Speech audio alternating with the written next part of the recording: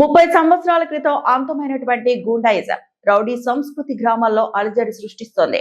ప్రశ్నించిన వారిపై, పత్రికా సోదరులపై, అధికారులపైన దాడులు జరుగుతున్నాయి.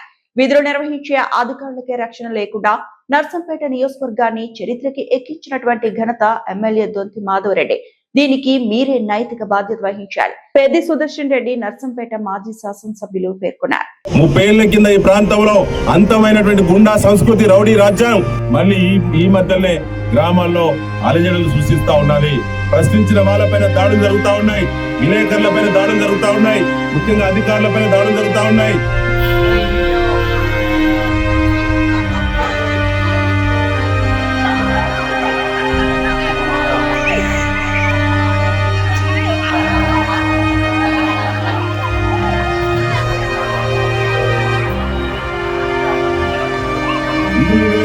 అధికారులకి రక్షణ లేకుండా నర్సంపేట నియోజకవర్గం ఇలా చరిత్రకి ఎక్కించినటువంటి ఘనత మీదే.